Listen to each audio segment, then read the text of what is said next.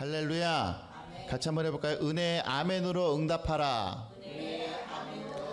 예, 오늘은 이러한 제목을 가지고 우리 성탄주의를 앞두고 대강절 넷째 주에 하나님 말씀을 함께 나누며 선포하도록 하겠습니다. 여러분들 아멘이 뭡니까? 아멘. 강양수 성도님, 아멘.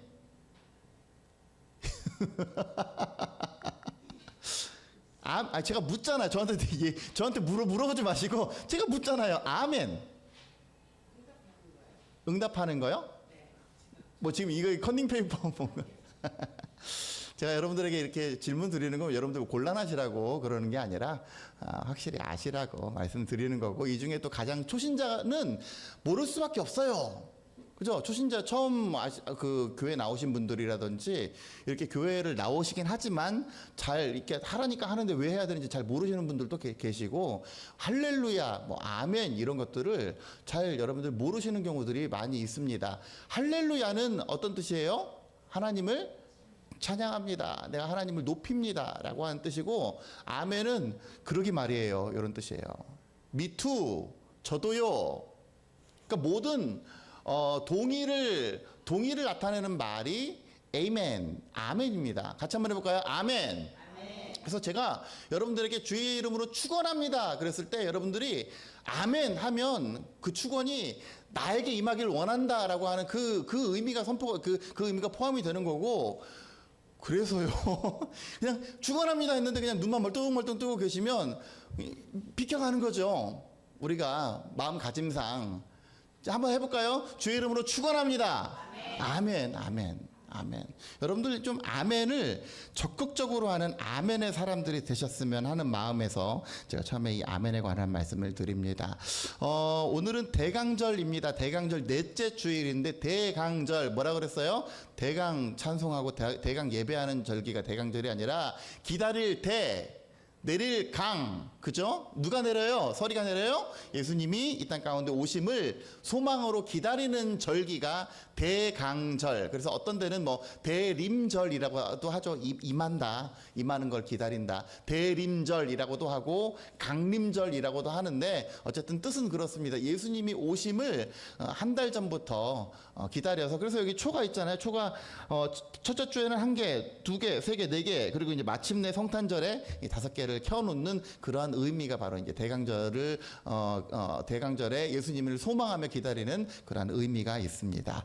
그래서 이 대강절, 우리 성탄절 이 시즌에 마태복음과 누가복음의 말씀을 많이 읽게 돼요. 그래서 오늘 우리가 또 누가복음도 읽기도 하고, 또 우리 오늘 찬송이 성탄절에만, 그리고 대강절 성탄절 시즌에만 하게 되는 찬송인데, 1년 중 몇 안 되는 그러한 계절이니까 여러분들 이 말씀을 여러분들의 마음판에 새겨서 내게도 동일한 그런 아멘의 기적, 또 응답의 은혜에 대한 응답의 하나님의 복과 은혜가 넘쳐나게 되는 여러분들의 삶이 되어지시기를 주의 이름으로 간절히 축원합니다.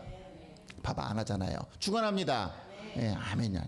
자, 26절 한번 보세요. 26절부터 보시면 소위 수태고지예요. 수태고지. 네가 수태할 것이다 라고 고지하는 거죠. 알려주는 거죠. 그래서 예전에 미켈란젤로나 이런 사람들이 다빈치나 이런 사람들이 그려놓은 것 중에서 천사 가브리엘의 수태고지에 관한 그러한 그 성화가 굉장히 많이 있습니다. 그 장면이 바로 오늘의 장면이에요. 6째 달에 천사 가브리엘이 하나님의 보내심을 받아 갈릴리 나사렛이라는 동네에 가서 이랬어요. 자, 여러분, 6째 달에 그랬는데, 여기서 퀴즈, 성탄절에 못할 퀴즈, 스피드 퀴즈 오늘 해야 되겠네. 6째 달에 뭐 한 다음에 6째 달일까요? 세례요한이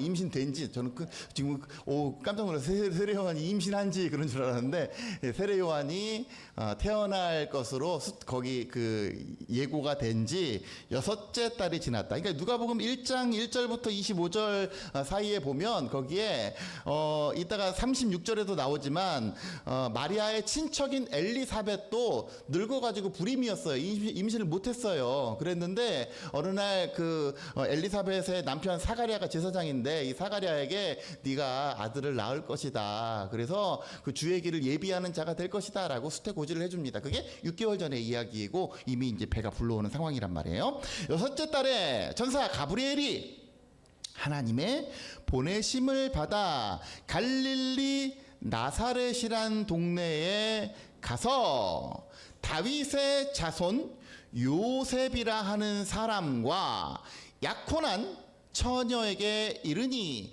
그 처녀의 이름은 마리아라. 그러니까 요셉과 마리아가 지금 예비 부부죠. 예비 부부. 아직 결혼 안 한 상태, 약혼만 한 상태. 28절 그에게 들어가 이르되 은혜를 받은 자여 평안할지어다. 주께서 너와 함께 하시도다 하니 처녀가 그 말을 듣고 놀라 이런 인사가 어찌함인가 생각했다. 그랬어요. 저는 뭐 약간 곁가지로 오늘 좀 빠졌으면 좋겠습니다. 그 성경의 이 이야기를 보면서 천사가 처녀에게 은혜를 받은 자여 평안할지어다 네가 아들을 낳을 것이다 라고 수태고지를 해줬는데 이게 굉장히 기적적인 이야기 아닙니까? 왜요? 처녀가 어떻게 임신을 해? 이게 말이 안 되는 거잖아요. 그죠? 근데 사실 요즘엔 말이 돼요. 그게 문제예요. 요즘엔 결혼 안 했는데 말이 돼. 이게 참 문제예요. 그러니까 제가 지난번에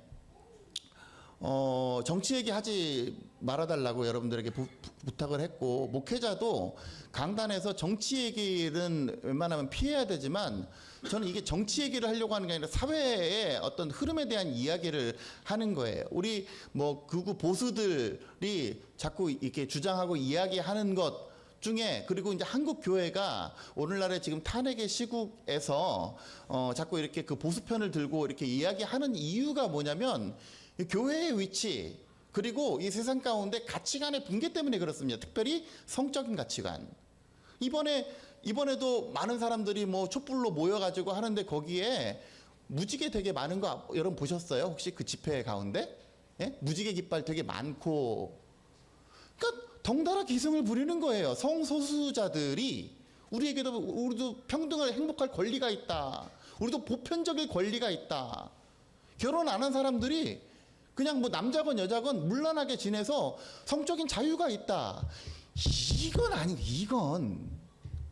이건 아닌 거예요.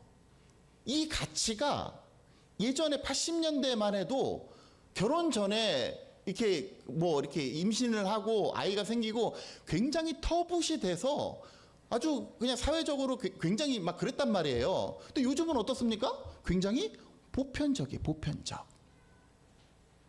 그러니까 지금 차별금지법 이런 게 뭐 다 통과되고 그러면 무지개 성소수자들 지금은 터부시 되죠. 어느 순간 시간이 지나면 보편적이 돼. 보편적. 지금 미국이라는 나라에서 일어나는 상황이 그런 거예요. 한 개의 주 자체가 아예 무지개 물결이야. 보편적.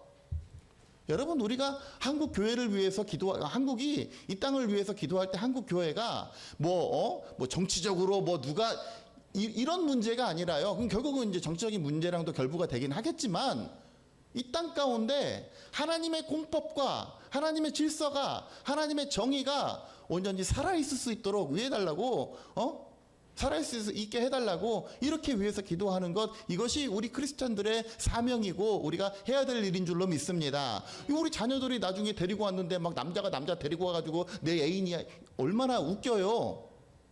말이 안 되는 세상에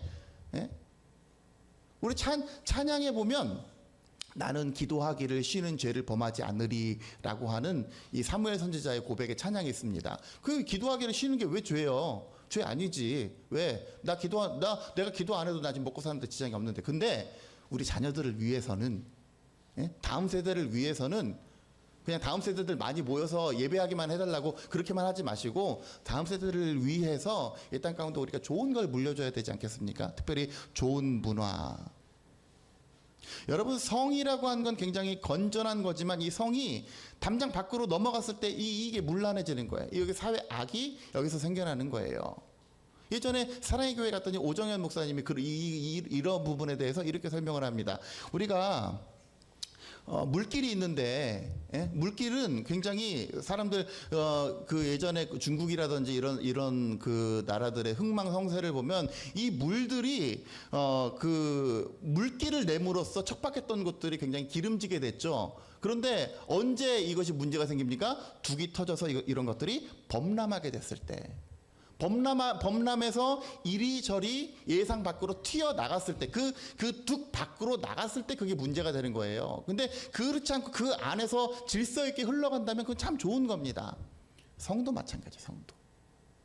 이 땅 가운데 문화가, 특별히 이러한 성적인 문화가, 또 젊은이들의 문화가 담장 밖을 넘지 않도록, 이런 것들이 보편화되지 않도록 여러분들 한 사람의 크리스찬으로서 이 세대를 위해서 온전히 기도하며 나아가는 저와 여러분들 되어주시기를 주 이름으로 간절히 축원합니다. 아무튼 다시 본론으로 돌아와서 약혼한 처녀에게 이르되, 그러니까 이거 한번 재미있게 상상을 해보세요. 오늘 요즘의 처녀가 네가 아들을 낳을 것이다. 아, 네, 그래요? 이렇게 되는 거잖아요. 그게 얼마나 웃깁니까, 이게.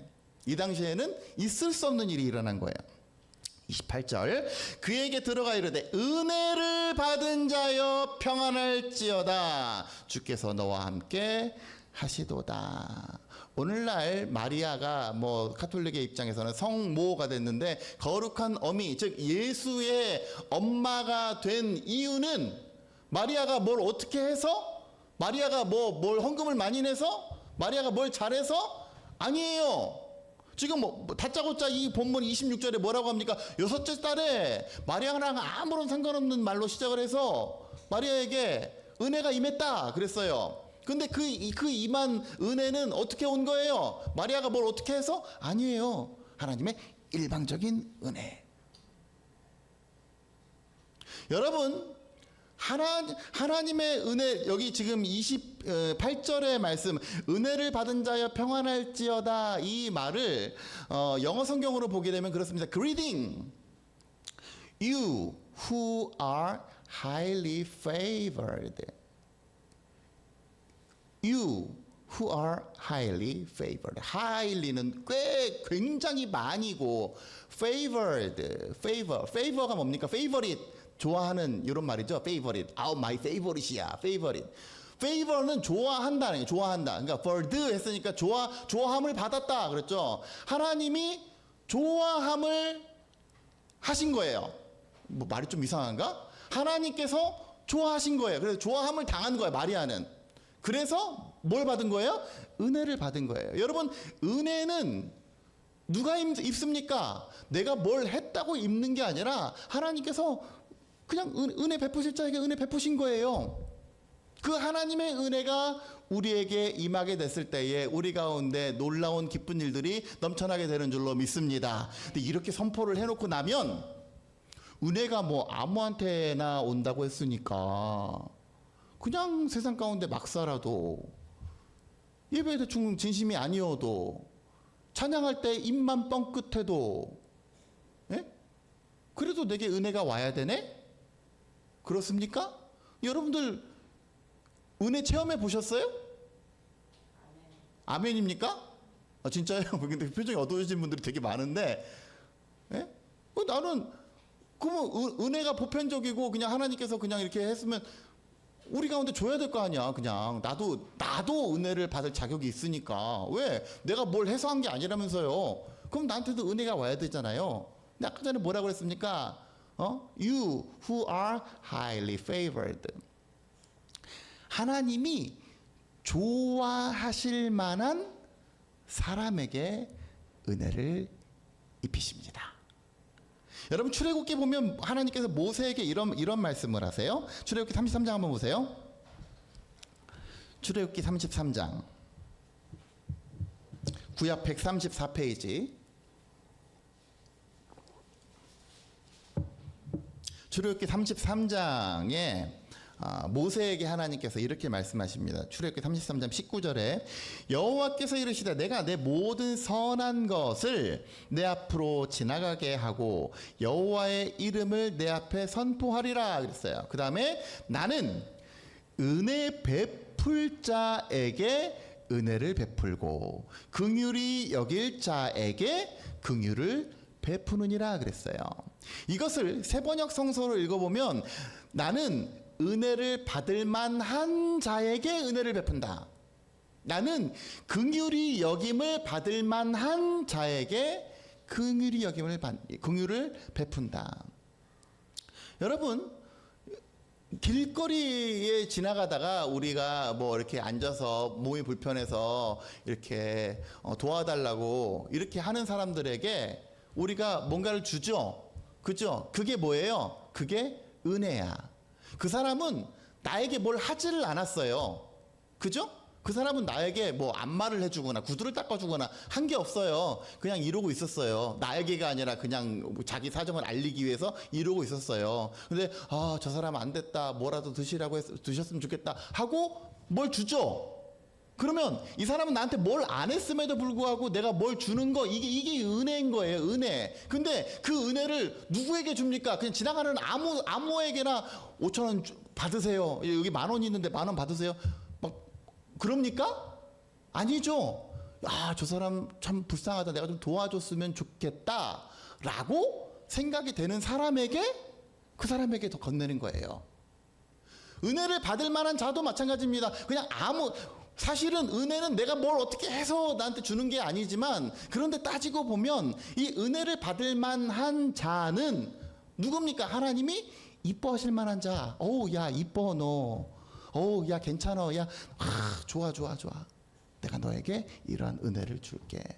그러니까 사실 약간의 모순이 있는데 은혜를 받을 만한 누가 은혜를 받을 만한 자격이 있는가? 은혜는 우리는 다 자격이 없어요. 그러나 그럼에도 불구하고 내가 하나님의 뜻 가운데 살고자 성실히 그 바운더리 안에서 벗어나지 않고 말씀과 기도로 충만한 우리들의 삶이 될 때에 하나님께서 작정하신 때 하나님께서 정하신 타이밍에 우리 가운데 은혜를 베푸시는 줄로 믿습니다.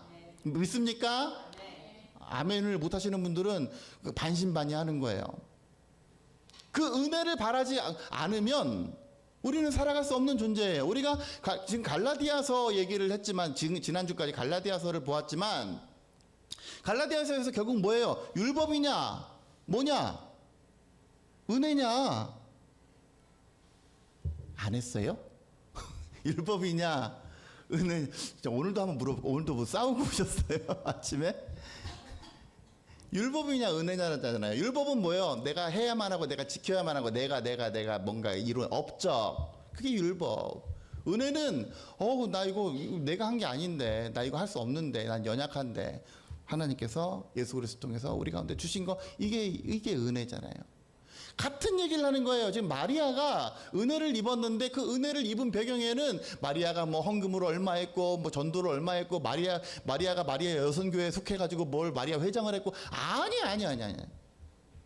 그러나 그럼에도 불구하고 하나님께서 이 사람을 예뻐하고 favored 할 수 있었던 이유는 그래도 하나님의 뜻 가운데 살고자 열심을 다해서 그 신앙생활을 했기 때문에 하나님께서 이뻐할 만한 사람이 되니까 이뻐할 만한 마음밭이 되니까 그러니까 하나님께서 은혜를 베푸신 줄로 믿습니다. 바라기는 저와 여러분들도 하나님 앞에 1대1 단독으로 서셨을 때에 하나님 앞에 이쁨 받을 만한 여러분들 신앙의 밭이 신앙의 사람들이 되시기를 주 이름으로 간절히 축원합니다. 둘째로 보세요. 은혜를 받은 자여 평안할지어다 하면서 하나님께서 이 중차대한 모든 과정들 네가 아들을 낳을 것이고 이것이 예수가 될 것이고 이 사람이 구원자가 될 것인데 이 중차대한 일에 네가 도구로 쓰일 때 반드시 하나님께서 그 사람들을 도구로 쓰실 때 반드시 약속하신 약속의 한 가지가 있습니다. 그게 뭐예요? 바로 임마누엘이에요. 임마누엘. 은혜를 받은 자여 평안할지어다 하고 그냥 그러고 끝나는 게 아니라 뭐라고 합니까? 주께서 너와 함께 하시도다. 이게 굉장히 중요합니다. 여러분 시간이 없어서 성경의 모든 구절들을 다 살펴볼 수는 없겠지만 이 성경의 말씀은 하나님께서 누군가를 세우실 때 누군가가 하나님께서 기도원을 부르시고 하나님께서 삼손을 부르실 때에 항상 하시는 얘기가 있어요. 주께서 너와 함께 하시도다. 여호수아의 내용, 여호수아의 정복 전쟁을 해가지고 여호수아가 오늘날의 가나안 땅을 차지하지 않습니까? 그러니까 이 여호수아의 아빠가 여호수아의 사수가 누구예요? 모세는 명실공히 많은 사람들이 인정하는 지도자예요. 예? 민족의 영도자. 그런데 그 다음에 후계자가 여호수아란 말이에요. 이거 얼마나 마음이 쪼그라들어. 여호수아 일장에서 하나님께서 뭐라고 합니까? 강하고 담대하라. 근데 어떻게 강하고 담대해요? 내가 강하고 담대할 수가 없는데. 하나님께서 약속하신 게 있어요. 강하고 담대하라. 하나님께서 너와 함께합니다. 그러니까 강하고 담대한 거예요. 여러분들 신앙생활 가운데 중요한 원리가 있는데, 내가 하나님과 동행하는 것, 하나님이 나와 동행하시고 내가 하나님과 함께하는 것, 즉 임마누엘의 신앙을 갖는 것이 우리 가운데 굉장히 중요합니다. 그 임마누엘의 신앙이 있을 때, 제가 항상 얘기하지만 사망의 음침한 골짜기를 다닐지라도 내가 해를 두려워하지 않는 이유는 그다음 뭐예요? 그렇죠. 그게 임마누엘이에요. 바라기는 저와 여러분들도 동일한 임마누엘의 신앙을 가지셔서 어떤 상황에서든지 두렵고 떨림 없이 항상 담대함으로 상황을 이겨내고 헤쳐나가고 담대한 하나님의 사람들 되어주시기를 주의 이름으로 간절히 축원합니다. 29절 보세요. 처녀가 그 말을 듣고 놀라 이런 인사가 어찌함인가 생각하매 천사가 이르되 마리아여 무서워하지 말아라. 다시 한번 얘기하죠. 네가 하나님께 은혜를 입었도다. 보라, 네가 잉태하여 아들을 낳으리니 그 이름을 예수라 하라. 예수가 무슨 뜻입니까? 예수. 예? 아버지라는 뜻이에요. 예수가 무슨 뜻이에요? 이름에는 다 뜻이 있어요. 예수는 무슨 뜻이냐면 구원자라는 뜻입니다. 구원자. 그래서 구약 시대 때도 예수라는 이름이 있었어요. 누구예요? 여호수아예요. 여호수아는 무슨 뜻이냐면 여호와는 구원이시다라는 뜻이에요. 그래서 그 여호수아라고 하는 이름이 굉장히 많았는데 그 여호수아가 어떤 구절에서는 나중에 뒤에 보면은 예수아라고도 나옵니다. 예수아. 그러니까 발음상의 문제인데 여호수아, 예수아 같은 의미예요. 구원자, 구원이신 하나님, 구원이신 여호와. 그래서 예수 그리스도는 구원자라고 하는 뜻이에요. 특별히 이제 제가 지금 입버릇처럼 예수 그리스도 얘기했는데, 그리스도가 뭡니까? 그리스도. 크라이스트, 여러분들 지금 믿는 것이 기독교예요. 기독교. 크라이스트 처치. 예? 크리스찬. 이 크라이스트가 뭐예요? 기름 부음을 받은 자. 누구에게 기름을 부었어요? 왕에게 기름을 부었잖아요. 그래서 예수 그리스도는 예수 우리 왕이여, 동일한 의미입니다. 여러분들 뜻도 없이 그냥 습관적으로 하지 마시고 이렇게 의미를 되새겨서 하나님의 앞에 신앙의 고백으로 나아가는 여러분들 되시기를 주의 이름으로 축원합니다. 예수 그리스도가 태어날 것인데 아들을 낳으리니 그 이름을 예수라 하라. 예수가 이 땅 가운데 오시면 어떤 일이 일어납니까? 첫째, 그가 큰 자가 될 것이다. 둘째, 지극히 높으신 이의 아들, 즉 하나님의 아들이라 일컬어질 것이다. 셋째, 조상 다윗의 왕위를 그에게 주실 것이다. 넷째, 영원히 야곱의 집을 왕으로 다스릴 통치자가 될 것이다. 그래서 다섯 번째, 그의 나라가 무궁하게 될 것이다. 예수 그리스도가 우리 가운데 오셨을 때에도 동일한 하나님의 은혜가 임하게 되기를 축복합니다. 34절, 마리아가 천사에게 말하되 나는 남자를 알지 못하니 어찌 이 일이 있으리이까. 이게 시대착오적일 수 있다니까요, 오늘날에. 35절, 천사가 대답하여 이르되 성령이 내게 임하시고 지극히 높으신 이의 능력이 너를 덮으시리니 이러므로 나실 바 거룩한 이는 하나님의 아들이라 일컬어질 것이다. 여러분 35절에 보세요. 뭐라고 합니까? 성령이 내게 임하시고 지극히 높으신 이의 능력이 너를 덮으실 것이다. 그랬을 때 이 모든 일들이 일어나게 될 것이다. 하나님께서 아까 전에 약속하신 약속의 패턴이 있다고 했는데, 첫 번째가 임마누엘이라고 한다면 그 임마누엘 하는 사람에게 하나님께서 주신 두 번째 약속이 바로 뭐예요? 하나님의 영, 성령의 충만함이에요. 지난주에 우리가 뭐 했습니까? 성령의 9가지 열매를 맺기 위해서, 즉 하나님 그리스도인답게 사는 비결. 여러분 주보 보세요. 그리스도인답게 사는 비결 뭐라고 얘기했습니까? 그리스도인답게 살기 위해서는 뭘 따라서 행하라? 제가 설교하면 잘 기억이 안 나나 봐요. 성령을 따라서 행하라. 성령을 따라서 행하라. 성령이 이끄시는 대로 행하라. 성령이 이끄시는 대로 행하라. 그래야면 육체의 소욕을 이루지 아니하리라. 성령의 9가지 열매가 어떤 거 있다 그랬습니까? 사랑과 희락과, 거기 컨닝 페이퍼 드렸잖아요. 시작.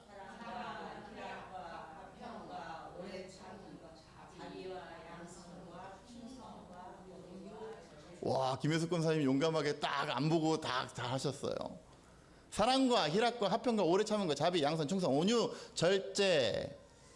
이러한 삶의 열매들을 맺기 위해서는 내 멋대로, 내 욕심대로 이거 아니고 성령의 충만함을 입어라 그랬어요. 성령의 충만함이 왜 중요하냐면 모든 일에 있어서 하나님의 영에 이끌림 바 되느냐 아니면 그렇지 않고 그냥 내 능력, 내 힘으로 살아가느냐, 이것은 천냥지차입니다. 성령의 충만함이 있을 때 우리 가운데 뭐가 있다 그랬어요?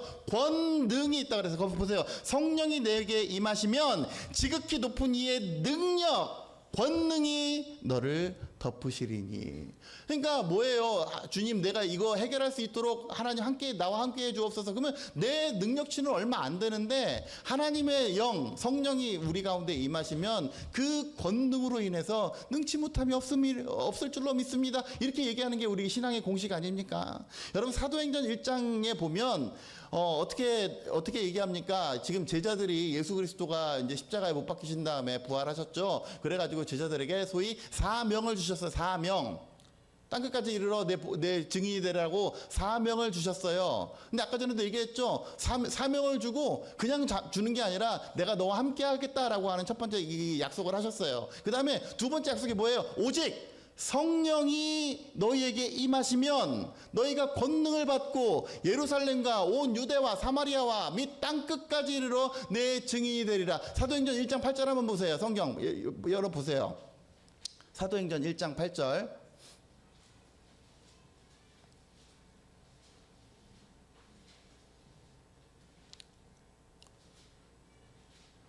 사도행전 1장 8절.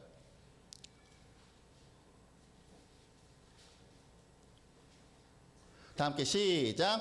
오직 성령이 너희에게 임하시면 너희가 권능을 받고 예루살렘과 온 유대와 사마리아와 땅끝까지 이르러 내 증인이 되리라. 네, 그러면 저는 사실 사람이 좀 삐뚤어졌어. 그래가지고 뒤집어 보는 거 좋아해요. 그거 전부 다 그걸 부정문으로 한번 바꿔보세요. 오직 성령이 너희에게 임하지 않으면 너희가 뭘 못 받아? 권능을 못 받아요. 그래서 땅끝까지 이르러 내 증인이 될 수가 없어요. 그러니까 키워드가 뭐예요? 성령의 충만함. 성령이 너에게 임하셔야 우리가 권능을 받고 그래야 주의 역사가 나타나는 거지. 하나님의 능력이 내게 있지 아니하면, 하나님의 영이 내가 하나님의 영 가운데 살지 못하면 아무리 오랫동안 신앙생활을 하고 아무리 많은 설교를 듣고 아무리 많은 유튜브 설교를 막 다 주워 들어도 우리 가운데 아무런 일이 안 일어나요. 여러분, 우리가 신앙생활을 오래 한 사람이 기쁨 없이 그냥 드라이하게 계속 신앙생활 하는 이유가 뭡니까? 이게 해결이 안 되겠어 그래요. 그래서 신앙생활은 내가 몇 년 했네, 내가 우리 집이 뭐네, 이게 중요한 게 아니라 내가 지금 내 상태가 하나님의 사람으로서 하나님의 영이 내 가운데 충만한가?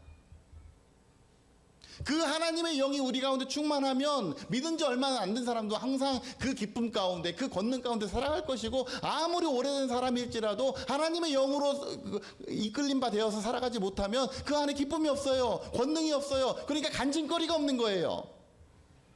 바라기는 저와 여러분들 항상 말씀과 기도로 우리의 삶 가운데 하나님의 영 성령이 충만함을 받고 그 성령 주신 성령 가운데 우리 가운데 주시는 하나님의 권능과 권세를 힘입어서 이 세상을 힘있게 이겨나가는 저와 여러분들 되어주시기를 주 이름으로 간절히 축원합니다. 그래야지 간증이 있죠. 그래야지 내가 이렇게 기쁨으로 이겨냈노라고 하는 간증이 있어야, 그래야 감사의 고백 찬양을 하더라도 억지로 하지 않아요. 내가 이렇게 감사가 있는데, 감격이 있는데, 고백이 있는데 그러지 않으니까 그냥 내가 이걸 왜 하고 있는지 모르겠지만 시키니까 이런 상황이 되는 겁니다. 성령의 충만함을 받을 때. 계속해서 보세요. 38절 마리아가 이르되 주의 여종이오니 말씀대로 내게 이루어지이다. 우리 이 구절 다 같이 한번 해볼까요? 주의 여종이오니 시작.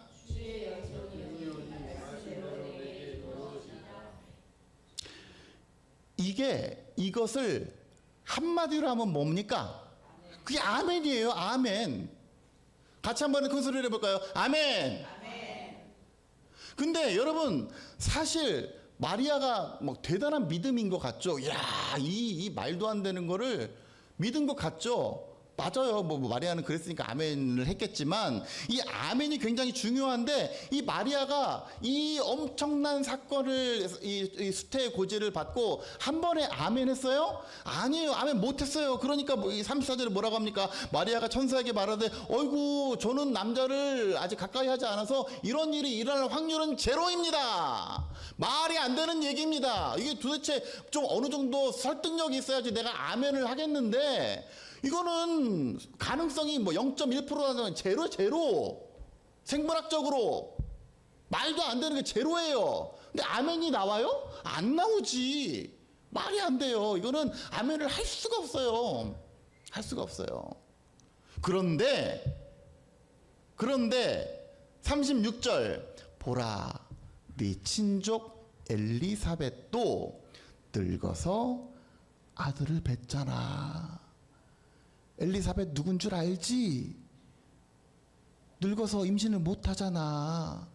불임이잖아. 그런데 어떻게 됐어? 아들을 낳았잖아. 6개월 됐어.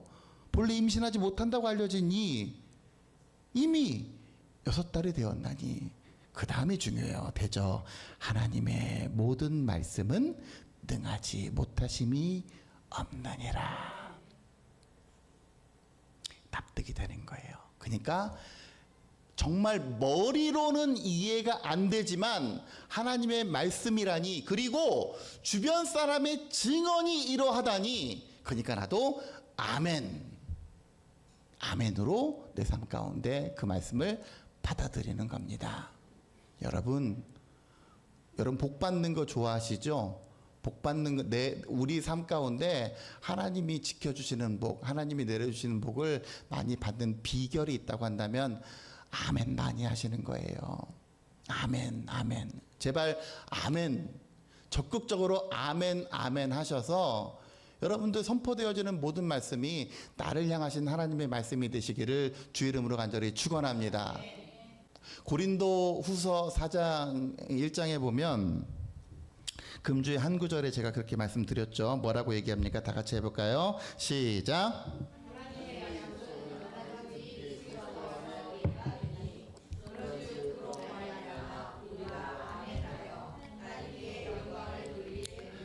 저는 비결을 알려드렸습니다. 이후에 여러분들 받고 못 받고는 여러분들의 몫이 하나. 바라기는 우리 생명의 교회가 적극적인 신앙, 긍정적인 사고방식, 또 적극적으로 하나님 앞에 온전함으로 나아가고자 하는 그런 열심과 열정으로 충만한 우리 생명의 교회가 되어서 주신 말씀 하나도 내가 떨어뜨리지 않으리 아멘으로 받아들이는, 아멘이 습관화되어지는, 그래서 은혜에 하나님께서 나를 어여삐 여기셔서 은혜를 허락하셨는데 그 은혜를 흘려보내지 말고 아멘으로 받아들이는 저와 여러분들 되시기를 주의 이름으로 간절히 축원합니다. 늘 하는 예화이지만 신앙에는 두 가지 유형이 있죠. 유리판과 같은 유형이 있고 스펀지와 같은 유형이 있습니다. 물을 유리판 위에 쏟아내면 어떻게 돼요? 쏟으면 그 물은 그냥 그대로 있는 거예요. 그냥 닦아버리면 그 유리판에는 그 어떤 것도 스며들지 않아요. 근데 스펀지와 같은 인생, 스펀지에 물을 쏟으면 어떻게 됩니까? 다 빨아들이죠. 쫙쫙 빨아들이죠. 여러분들 신앙은 유리판처럼 견고히 막혀서 철옹성처럼 다 튕겨내는 그러한 신앙이 아니라 스펀지와 같이 주의 은혜를 사모하고 빨아들이고 받아들이고 아멘으로 동일하게 내 삶 가운데 선포하여서 하나님의 은혜가 헛되지 않게, 하나님은 은혜 베푸실 자에게 은혜를 베풀고 긍휼히 여길 자를 긍휼히 여기신다고 하셨는데, 그 은혜가 저와 여러분들에게 동일하게 임했을 때에 은혜가 충만하고 기쁨이 충만하고 주의 권능으로 충만케 되어지는 저와 여러분들의 삶이 되시기를 주의 이름으로 간절히 축원합니다.